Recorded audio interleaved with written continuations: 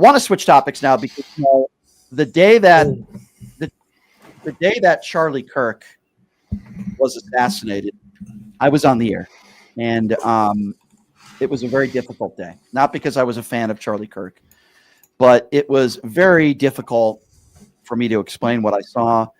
And if you remember, the young man who was asking Charlie Kirk about weapons and about gun control and about transgenders and all that, he asked these questions in the last seconds of Charlie Kirk's life, and I wanted to talk to him, and we're very happy to have him on the show right now. He is a Utah Valley student. His name is Hunter Kozak, and he joins us right now on the program. Hunter, I do appreciate you being here, my friend. How are you? Yeah, thanks for having me. Yeah, good to be here. I know you've probably been asked these questions a lot, so forgive me. Yeah. But let me ask you first. I mean, that's a very traumatic experience that everybody there had to see and had to go through. You were the last person to ever talk to Charlie Kirk. I would imagine that's a day you will never forget. How are you holding up after all this? Yeah, that's a difficult question to answer, obviously. I mean, UVU's been really helpful, got me some free therapy, which I go twice a week. I actually just got back from therapy appointment at UVU. I don't even know how to answer that. I think that there was the incident themselves and then the aftermath afterward, where, you know, a lot of conspiracies regarding, you know, the fact that I asked a question about shootings right before he was shot. Actually, just yesterday, there was a big conservative talk show that offered me $20,000 to take a polygraph test. Wow. Which I said, yes, I would. I'd be happy to. $20,000 is a lot of money. And then all of his followers were like, oh, he seems too eager. He's not in on it. Let's do a different guy. I'm like, well, the $20,000 though. I would think like you might have been in on it and there was some sort of conspiracy theory. Is that why you think they asked you to do that? Yeah, well, there's been a lot of, I don't know if I want to get in all of it, but like there's a lot of quote unquote coincidences, I guess, but like yeah, I don't know. Just the fact that I was part of an organization. I'm part of Unfuck America with Brian, and there's a lot of people are like, isn't it weird that the guy who wanted to debate Charlie Kirk is part of an organization that dislikes Charlie Kirk? I'm like, it's weird that he's part of an organization that wants to debate Charlie Kirk at a debating Charlie Kirk event. I think those people are. I just that those claims are very ignorant, and there's a lot of people that have a lot of conspiracy theories out there. But I know this is not the easiest thing for you to talk about, but it's just another day for you, right? You wake up, you're a student at Utah Valley, and I would imagine you were excited, right, to be able to have an opportunity to ask Charlie Kirk a few questions. Is that fair to say? Yeah, I was gonna make a TikTok video about it and everything. My wife was filming the event, you know, 20 yards away from me. Hold on one sec. Sorry, That's okay. Terrible lighting. That's okay. And if you're just joining us, by the way, we're speaking with Utah Valley student Hunter Kozak. He was the last person to talk to Charlie Kirk. He was the one that asking the questions about transgenders and gun violence and gun control. It's still affecting him. Yeah. Go ahead, Hunter. Yeah, I know. I was there to film it. I make TikTok videos and things, and right. I was there to make a video to talk about. I wanted to challenge him on some of his beliefs. I definitely disagree with Charlie on a number of different issues. I've been pretty public about that, but I don't know. I'm also pretty anti murder and political violence and I don't know. Yeah. We all are, Hunter. So you're asking him questions about transgenders. That was the last question I believe that you asked him. And then he answers, you said, do you know how many transgender mass shootings there were? And he says too many. And you guys kind of agree on that. And then you asked him about gun violence in general. And then he says, well, you're talking about gang violence included. And then literally a second after that, he's shot. Did you hear the gunshot when it happened? Yeah, I mean, I'm a little bit too much of a classic liberal. I didn't even know if I recognized that as a gunshot. It sounded like a firecracker to me. But I mean, that was maybe, a millisecond that I thought it was a firecracker because I was looking at him when it happened. Did you hear it from behind you or in front of you? Yeah, this will show my ignorance on guns. I don't want the conspiracy theorists to go, oh, so the gun was super close to the. I thought it was 10 feet away from me. Really? Yes. Wow. It was like, it was like right. I don't know how I've never been around a gun. I mean, I think I went shooting when I was like 11 as a Boy Scout. Right. But like, I really I'm not around guns a lot, and I really don't know how they sound or how they interact at all. I don't think you need to know a lot about guns though to have an understanding of where the sound came from. So you're saying it sounded like it was very close to you. Yeah, I when they said it was an old guy in the crowd, like 20 feet away, I was like, yes, like absolutely, that must have been what it was. Interesting. It didn't sound like I mean, whatever. I don't take my word. No, but you're a witness, and I think it's important that you share your opinions. It doesn't mean that that's what happened, but I do find that very interesting. So, okay, the moment as it happens, what exactly did you see? I think what we all saw, which was the blood out of his neck. I think as soon as it happened, I was like, he's dead. There's no way. There's not a single chance that a human being could survive that. And like a couple people were like, oh, he's in critical condition. I'm like, he died the second that happened. I don't like, I don't know. I thought I looked at that and knew he had died. I think when we all saw that video, we all, I mean, I made that assertion too. It looked really horrible. So you're aware that it's and you don't know whether this is a mass shooting situation, right? You have no idea. This must have been extremely, obviously traumatic to see what took place to Charlie Kirk. But what was it? Was it chaos in the seconds and minutes after? Weirdly enough, I don't know if I agree that I wasn't sure if it was a mass shooting. Like, I think I was told, I've got friends who go to the university who said something very interesting, that like, they just heard that there was a shooter on campus. So they thought it was a school shooting event, and they're hiding out in the classroom. And texts are going out that there's a suspect on the loose, to like hide in the whatever. I had a very different experience where as soon as it happened, I feel like I knew it was an assassination. Like, if someone hates Charlie Kirk, I'm probably the safest person in that crowd, genuinely, weirdly, like terribly enough. And that's true. Yeah, that's true. Like, I don't say that with a lot of glee, but I was just saying, like, just on a very like factual recognition point of view, like, I dropped to the ground. I mean, I was freaked out that what I had seen, but I don't know if I was ever really thinking I was the next target. You find it, I hate to use the term ironic, but I guess I will here, that you're literally talking about gun violence. In the last seconds of his life, he's killed by a gun. I mean, I find that to be crazy and ironic and strange. Do you? I think short answer, no. I do think that there's maybe I'm biased because I'm a little bit tired of people saying it's too much of a coincidence, so that there must be some sort of connection forming this. But I mean, the DOJ had just put out a statement saying that trans people were going to be that they were going to start taking away gun rights from trans people, and that's what I went to challenge. I asked him about it. We're on the same side there. I think that's like absurd. Yeah. No, of course. And I went there to challenge him on it, but I also don't think it's that crazy that someone might find it, like, someone might have found that statement would have been ironic, but it's not strange that I went to ask a question about it. But let me be clear. I kind of agree with you. He talked about these topics with people that disagree with him pretty much on every place he went. So yeah, I understand what you're saying, and I agree with you. So your wife obviously, is probably running to you in the moments after this. You believe it's assassination, like I think everybody did. We couldn't find each other for like 20 minutes, and that might have been more stressful than anything. Like, that's horrible. I'm sorry to hear that. We were in different places because there was like a barricade in between them, because there's like the crowd and like the questioners. So like I get funneled in a specific direction. I all crouch down, and the people who are asking a question, we were all sort of like in a little thing, and we go down a different avenue.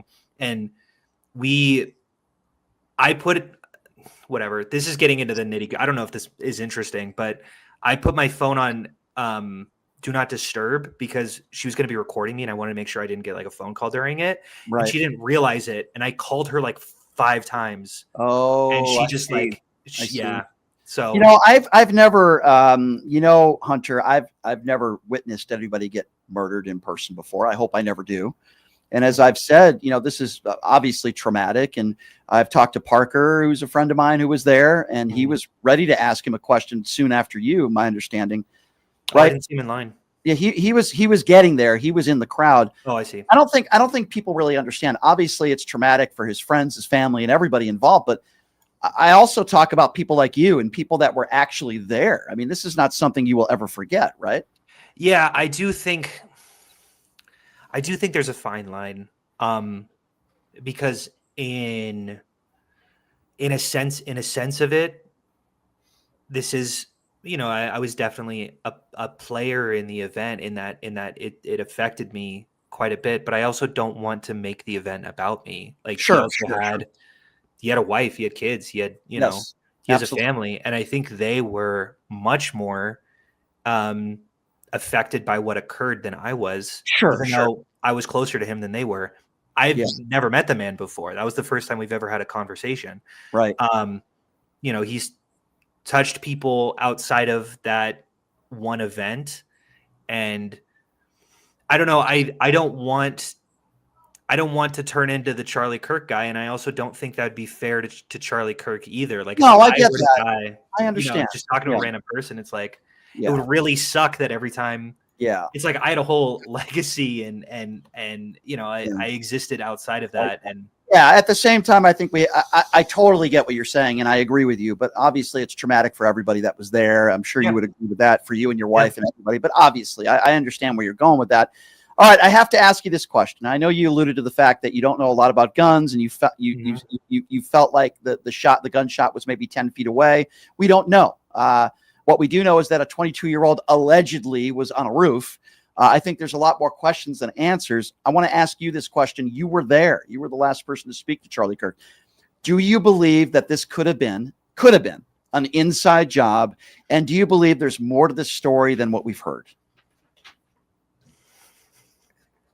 I really hate doing this because I know this is not going to play well to your audience. No, I don't think so at all. I think I've never been a conspiracy theorist. And I think here's what I will say. I've had 3 separate conversations with the FBI. I've also had conversations, or maybe not conversations, but I've watched a lot of videos of conspiracy theorists online. And to me, it's pretty clear who has more facts from my perspective. I talked to the FBI, everyone had video clips and where they were suspecting on who it was. Half an hour after the event, they had video of what happened at UVU and caught videos of him and were tracking his location that moment. Like, I think it's fair to be skeptical of the FBI. I think that it's fair to be skeptical of government organizations, but I also think that cannot allow you to be some sort of keyboard detective. I'm reminded of the Boston Marathon. I don't know if you remember, but in the Boston Marathon, there was I think it was it's been a while since I remember since this story happened, so I might be fuzzy on the details, but the internet basically indicted, or through the court of public opinion, said that one person had done it. Everyone harassed this one person, and she killed herself before she was. That was a horrible circumstance. We knew it was the Tsarnaev brothers. One of them was killed. I remember that story, and it was awful. And that can't happen here. You had a brother who was killed in the Boston Marathon? No. I'm saying there were brothers. The 2 brothers were involved in the Boston Marathon. Oh, sure. And I remember hearing that story, and it was horrible. And I point well taken. I tend to agree with you with what you're saying. I tend to agree with you that I don't think it was an inside job. You know, everybody grieves differently. I think Charlie's wife, who I thought of the moment this happened, but I just think her behavior has been very strange. Maybe it could be she's just a very strange person. I don't know. I still feel for her and her kids. There's a lot of people with conspiracy theories about law enforcement that were there. And I don't know, Leonard, if you can add anything to that, but I haven't seen any direct evidence to show me that this was like some sort of inside job, right? I don't know. No, there's a lot of stuff on social media. And how you doing, Hunter? My name is Leonard. I co-host with Brian once in a while. And I know that an experience like that had to change you in certain ways. But I wonder, is this something that, would you go debate again? Or is this something that you would recommend other people debate in public about the issues that are important to everyone? I mean, I'm always of.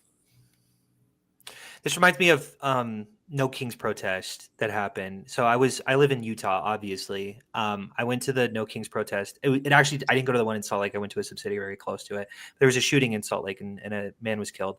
And a guy I knew, one of my dad's best friends, was like right next to the guy when it happened. Wow. And my mom was like, "Stop going to these events. Stop going. Like, why can't you learn and hide yourself in?" And I understand that impulse, but I also think that that's how they win.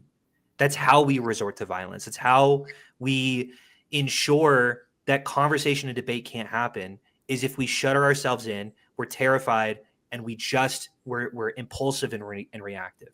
Yeah. And I believed that day, I've believed before, and I still believe to this day, that debate and conversation are necessary for any sort of political movement to sort of gain its feet. I think we need to learn how to have conversations with other people. I think my biggest critiques of my fellow left-wing friends are that sometimes they don't know how to defend their positions, and they don't know how to get someone to agree with them, or at least to acknowledge where they're coming from.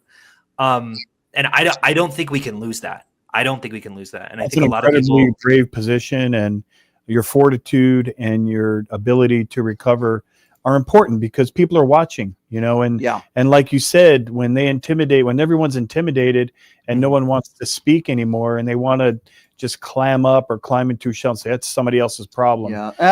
For him to say that's incredibly brave. Yeah, I agree. I want to go back to what you said to start this interview, because I find this fascinating and the epitome of stupidity, for lack of a better term. Mm-hmm. You have right-wingers out there, Hunter, that are trying to contact you because you were the last person to speak to Charlie Kirk. You were on the microphone, and you have right-wingers out there that want to give you lie detector tests because they think that you are lying about something, or you might have been involved in this. $20,000. I mean, we just have to call out these idiots, because that's what they are. And you're probably a nicer person than I am, but anybody who thinks that you should take a lie detector test is an imbecile. I mean, is there anything you want to say that? Because I find that to be utterly ridiculous. It's embarrassing. I think that an incident is rife with people wanting to know answers, and I understand that impulse. I totally get it, and they're going to seek. I don't know. Sometimes I'm too math brained. I'm getting my degree in math at UV. I'm going to be a math teacher, but like, I learn a lot. So something that we talk a lot about with probability is something called post hoc probabilities, which essentially, after an event occurs, you look back on the incident and you say, what's the likelihood that happened? That's always going to be higher than what actually was unusual about the incident. I don't know if this makes sense, but like, if you look at a deck of cards and you shuffle it, you would say, well, that must have been cheating because there's a one in basically an infinite amount of chance that it would end up in that specific way. But everything is a one in an infinite amount of chance, right? Like, everything seems strange once you start looking at it and say it's strange, if that makes sense. Yeah, no, it does. But everything can happen at the same time. Absolutely. Yeah. And that's the thing is like, it's a little weird, a couple factors of my life. Like, I agree that if you hyperanalyze every, like, I don't know, I was in a play 7 years ago, a community play, and people are like, he wanted to be an actor, he's a crisis actor. I'm like, that's the one thing I did, and I did it because my girlfriend was in the play. Like, and she's like, it would be fun to do it together. And I haven't done anything since. And that, like, it was like, it was like a whatever. It doesn't. I hate also engaging with this because it's also like, I don't know if it's helpful to just I don't think it is. consistently No, I don't counter every I don't think it conspiracy is that's around either. it. I don't think it is either. If you're just joining us, Utah Valley student Hunter Kozak, he was the last person to speak to Charlie Kirk. He had the microphone when Charlie Kirk was murdered. I think what's very brave of you, and I can also attest to this, is that you were here in Las Vegas for the Un-F America tour. You were here last week, and I had the opportunity to meet you and a lot of other really good people. I think it's great that you're continuing to get out there and you want to spread the voice. You've also were interviewed, correct me if I'm wrong, by 60 Minutes. Mm-hmm. You've been all over the place. You've been interviewed in the days and weeks after this, which it kind of like, I mean, this isn't something that you wanted, obviously. It's kind of crazy, right? I mean, your life turns upside down and now all of a sudden 60 Minutes wants to talk to you. Yeah. I think there's a hard aspect to this, which is I have a very public facing persona. I made videos. You know, I said there was a video right before, like it was like a week before the event, where I said, here's the things I disagree about Charlie Kirk. He's coming to my university. I'm excited to ask him a question. That hit, 200,000 views. A guy at my work was like, oh, I saw your video. I'm excited for you to go there. And then I go, like, I can't hide away because I've already put myself out there, if that makes sense. No, that makes sense. I think a lot of people in my life were wondering why I didn't. Like, I definitely felt the impulse to just hide away, to be a little bit of a turtle, of course, and to remove myself from the situation. But I also felt like unless I said something, a narrative was going to be spun about me. I think you did the right thing. Okay. I think if you did hide, which by the way would be very understandable for your own safety, there would be more conspiracy theorists out there. I think the fact that you're speaking out, you're doing shows like this, you did 60 Minutes. I think it actually is a positive for you to tell your story. You're an honest guy. And I actually think you made the right decision, even though it might be difficult for you to do that. So I think that is that's commendable for you. Leonard, you had another question. And then if you don't mind. Go ahead. Yep. Yeah, go for it. So I was a police officer for 25 years. I retired as a lieutenant, and some things that looked unusual to me, and I don't know if you were still there, is one of the things they have on video is as soon as the shooting takes place, there's a gentleman that goes up to one of the surveillance cameras and removes it. And then from what I understand, the weapon was maybe moved, and there was a lot of people in the crime scene, so to speak. And for police work, that's highly unusual, especially for people who have been trained. What we do is we freeze the area. We stop everyone. We put up police crime tape. And I was wondering if after the fact, if you saw any of that activity, if you saw them removing cameras and people taking stuff out of the crime scene, or were you moving on to other things? Yeah. Yeah. Well, what I will say is immediately after the incident, no, I didn't see anything. I ducked down pretty fast. I moved with the rest of the people. I got out. I went to a building and I called my wife for like 10 minutes straight. Finally found out where she was, met her there.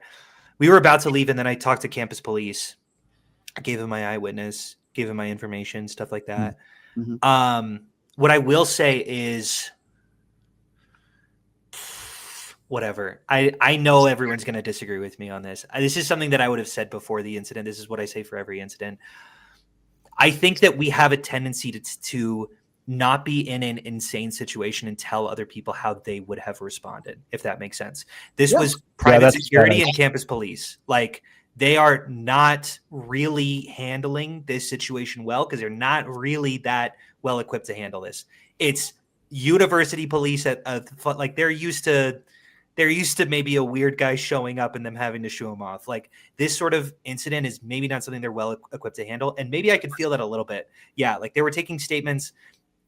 They seemed a little overwhelmed, for sure. And I don't disagree. It took 15, 20 minutes before city police came, maybe shorter than that. I don't know. I was kind of. Do you think that in Tyler Robinson's trial, if he has one, if there's not some sort of plea deal or something, I don't know. Mm-hmm. Do you feel like you could be a witness? And has anyone ever said to you that you might be someone that's going to be up there? Yeah. Well, I 2-3 days after the incident, after I started getting really harassed by a bunch of people and saying that I was in on it, I got an attorney, and it was pro bono, thank God. Like, that the guy was Actually, I don't even know if it was pro bono. My father-in-law got him for me, so I don't know if he paid for it or if the lawyer did. But I haven't been paid a bill, so shout out to either one of those. That's good. Yeah. He said, yeah, like, one, we went to the FBI together. But two, he told me later that when Tyler got his his charges, one of the charges was endangering like the public. That makes sense. Anytime you fire a weapon in public, yeah, and that's one of the charges. And I do think that I am the person who is probably endangered the most. So it would make sure. So that's what my attorney said. Well, sorry, I don't think this. My attorney told me this. And said you are likely the witness for that specific charge. So you might be called up. Subpoenaed. Well, I don't know if I'm subpoenaed. I don't know how it works. Wouldn't surprise me. We're up against the clock here, Hunter. I just wanted to end by saying this. First of all, I really do appreciate you coming on. I'm sorry that you and your wife and everybody had to see this. It's absolutely horrible. I do think that you're brave, that you're continuing to do these interviews and speak out about it. I think it's really important, and your voice is very important. And I think you're a smart dude. You're a good guy, and nobody wanted this to happen. It's horrible.